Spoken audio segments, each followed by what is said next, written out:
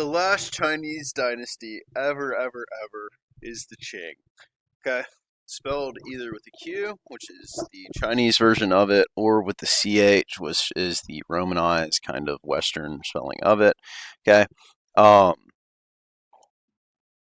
this is the last Chinese dynasty in 1912. After 1912, there are no more Chinese dynasties ever. Okay, Qing is going to replace the Ming.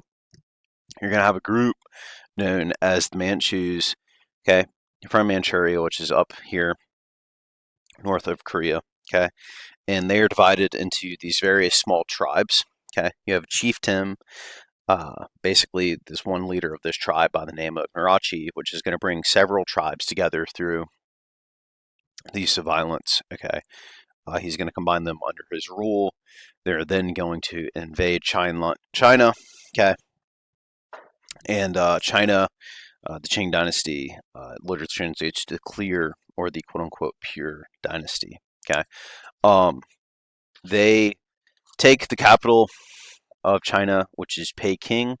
You see that here. Okay, in the year 1644, Peking is modern day Beijing. Okay, it's then going to take them a series of 40 more years to move further south, conquering the rest of China. They use muskets purchased by the Portuguese to facilitate this conquest, okay, which again is this ongoing theme that whoever has the best modern military technology will use it to their advantage. Okay. Governance wise, okay, they're autocratic. This is a dynastic rule. Okay, they claim the mandate of heaven. Their army will be divided into two.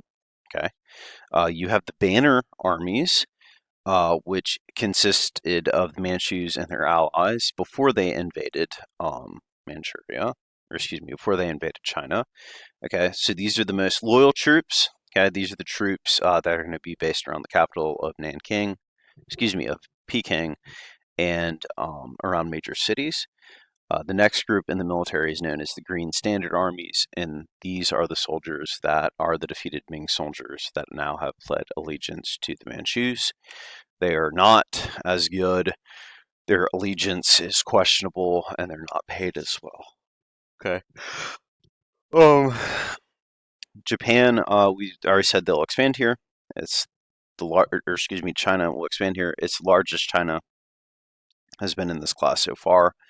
In 1683, they actually take this island of Taiwan off the coast, and you see they have tributary states of Korea, okay, Indochina, Cambodia, Burma, and Nepal. Okay, this is a Manchu occupation over China. Okay, the Chinese were not allowed to travel to Manchuria. They were not allowed to learn the language of the Manchus. They were not allowed to marry Manchus. Okay, and Chinese men were required to shave their heads in the style of the Manchus, which you see bottom right here is a picture. Okay, despite this, okay, the Manchus do go through sinification. They do adopt Chinese culture. Okay, they are extremely tolerant of Chinese customs. They adopt and become patrons of Confucianism, keeping the civil service system in place. And not just that, or with that, they allow ethnic Chinese to participate in the government. You're looking at 80% of all government positions in the bureaucracy would be eventually be filled by ethnic Hans, not Manchus. Okay, but that other 20% will be made up of Manchus, and basically the emperor and kind of the highest position will all be Manchus. Okay, landed aristocracy will remain influential. Okay, they will make up a lot of these positions in the government, and they will successfully block land reforms. Okay, so the government wanted to come in and survey the land to establish an effective tax system. They fail in doing that. You see the population will grow under the Manchu rule from 80 million in 1390 to some 200 million in the 1700s. And we'll see they will also adopt some sort of level of isolationism. Okay. Culturally, the Manchu's religion was one of shamanism. That's basically animism, but you have a shaman that kind of guides you and assists you managing your relationship with um, basically the spirits. That's not really kind of like a set organized religion like Buddhism or Taoism or Catholicism. So you're going to see they're going to heavily adopt Confucianism, and they're going to push for it to be a state cult. Okay, so they're going to make every district have a temple to Confucius. They're going to make their subjects pray and worship to Confucius. Again, they do this for legitimacy, as according to the 5 basic relationships, the first basic relationship is emperor and subject, and you are supposed to remain loyal to your emperor. Okay. Pictured here is a painting entitled "The Emperor Kang Si Engaged in Study." This dates to 1699. Okay. It shows the emperor studying Confucius classics. Okay. Basically, again, they're using art to create legitimacy, and showing him studying Confucianism. They basically say, hey, look, he's one of you, despite being a Manchu. He is quote unquote Chinese. Okay. Religious pluralism remains a common theme here. That doesn't change under the rule. With that, the Manchus are religiously tolerant. And being religiously tolerant, they let in French Jesuits, these monks that came to China to convert people to Catholicism. Okay. They love them because basically these court instructors came and they had all this knowledge in science, math, cartography, architecture. The Qing are actually going to use these Jesuit monks to help them design their summer palace. Okay. So you basically see these guys, they come in and they have all these knowledge with them, and the Chinese kind of really like it. Okay. Even the common man, they would have like watches and cuckoo clocks and compasses and all these kind of gadgets, oil paintings, and they'd come and show the emperor and all these other Chinese, and they're like, oh, by the way, while you're here, let me tell you about Jesus. Okay. So you do have the emergence of Christianity in China under the Qing Dynasty. Okay. It's limited though. Okay. Keep in mind, religion is fluid, which means they never really truly adopt Christianity, because if they adopt Christianity, they also are still praying to Confucius. Okay. Why is this important then? This allows not only the diffusion of European knowledge to China, this allows the diffusion of Chinese knowledge to European, particularly France. And France has great admiration for Chinese civilizations, okay?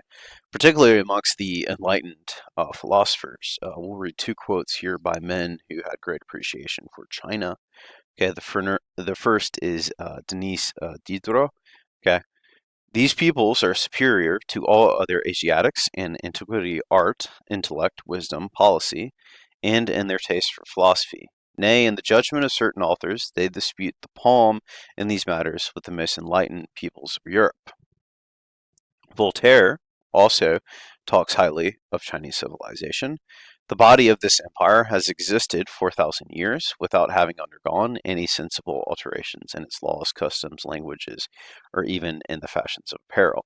The organization of this empire is in truth the best the world has ever seen. Okay. This is extremely ironic given the fact that within less than 200 years, mainstream France will consider China to be backwards, okay, which will be something we talk about when we get to period 3. While interactions with the French Jesuits are peaceful and mutually beneficial, interactions with the rest of the West are not particularly great. European, basically, kind of ships are going to attack Chinese ships and loot them. They are also going to attack Chinese coastal cities. Okay. During this time period, the nickname for Europeans in China were the Ocean Devils. Okay. Because of this, other than the French Jesuits, Europeans are going to be banned from China. Okay. However, so they also adopt an isolationist policy just like Japan. However, They let the French Jesuits in, and they also realized that trade was too profitable. Okay, they need to continue to have access to these goods, silver and such coming from the New World. Okay, so they allow themselves to trade with Portugal. Okay, it is the city of Macau that will actually become a Portuguese colony, and it will be a part of Portugal up till 1599. Macau is right there, okay, the very southern kind of tip, or on China's south coast. Okay, they kind of did the same thing that they did in Dejima. They don't copy it, but it's kind of independent development. In the harbor of Macau, you also have a peninsula that they cut a canal through. You see that here. Here is the peninsula. They cut a canal through it, making it an island. They then build a wall across that, or excuse me, a bridge across that canal that is heavily guarded. They also build a wall around the island.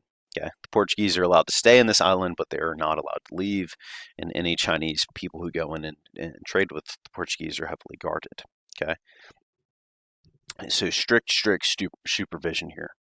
Keep in mind, China, Macau, okay, their capital is all the way up here in Peking. Okay, they're not going to allow the Europeans to sail up the coast to be towards Peking. They allow the Europeans in southern China because it's so far away. Okay, so again, isolationist stance.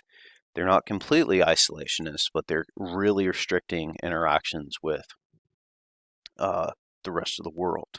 Okay, aka the West, Europe. Okay. You do see China will end up in a war with Russia in 1689, which is another one of our maritime-based empires here. Excuse me, land-based empires. Okay, and basically China's going to win this war in 1689, and that establishes their northern border with Russia that they still have today. Okay, China remains patriarchal. Prostitution and concubine flourish. Okay. Female widowers were supposed to remain in permanent mourning or to commit suicide, and foot binding remains a practice.